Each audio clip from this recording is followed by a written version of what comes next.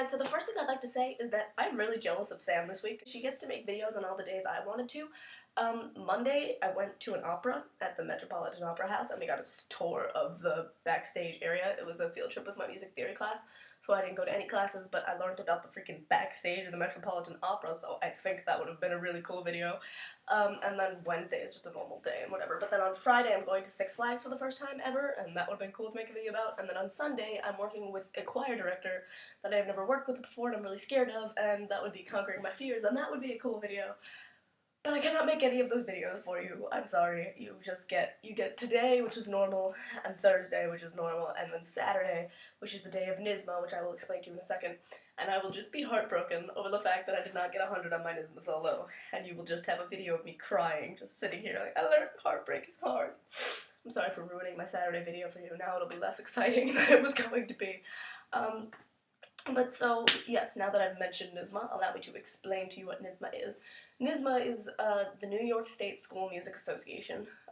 It's an organization that puts on a bunch of different school music related events. One of the big ones being they have an all-state conference, which is the best musicians in the state all get invited up to, I think it's Albany, but I don't actually know where it is, and they put on a performance. They rehearse all the music over, they get the music and then they rehearse it together over a weekend, and they put on the conference at the end of the weekend.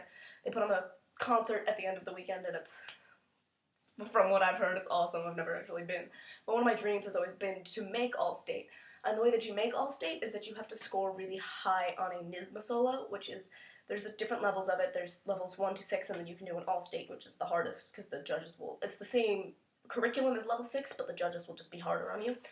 And the way that it works is you sing a solo, and the judge evaluates how you sing the solo, and then you sight sing something. And that's worth 10 points of your score, so it's 100 points total. And so my dream has been for the past, I've been doing level 6 my freshman year, and then you're eligible to do all-states your sophomore and junior years. So I've been doing level 6s and all-states for the past few years, and I've never gotten the 100. Now that you've watched that 11-minute introduction, I can get to the actual video, which is, today I learned that sort of how to not correct people.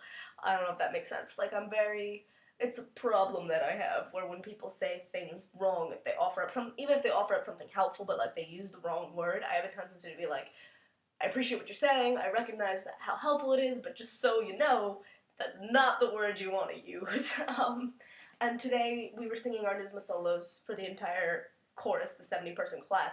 Some people who are doing NYSSMA solos and have been reading music for years, and some people who are just trying to get an A.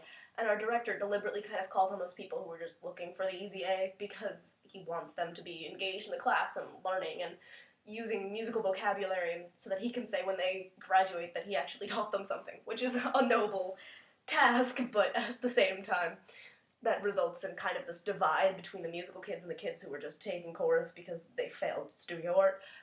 So what sort of winds up happening is that, like, I sang my NYSSMA solo, and some people offered up really great criticism that was really helpful to me, and I took it in, and I was like, okay, thank you so much. And other people sort of said things like they had a list of musical vocabulary words, and they would use the wrong one, so they wanted to say, like, you need to support more, and instead they would say you need to project more, which is kind of two different things, although they're similar, the thing, they would support it, but with the wrong words. I don't know if this is making sense, but the moral of the story is they were offering up valid criticism, but just not with the right words, and it took a lot for me to just kind of bite my tongue and take it and be like, okay, yes, I understand the meaning behind that jumble of words you just said, much like we are doing right now, and then sort of move on with that, and I learned that I can do that, and defy my nature of being argumentative. Why do I move my arms so much when I make videos?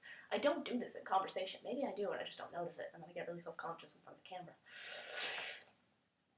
I guess that's how I'm gonna end this, so yeah, that's what I learned today. I learned that it is possible for me as a person to not argue with people.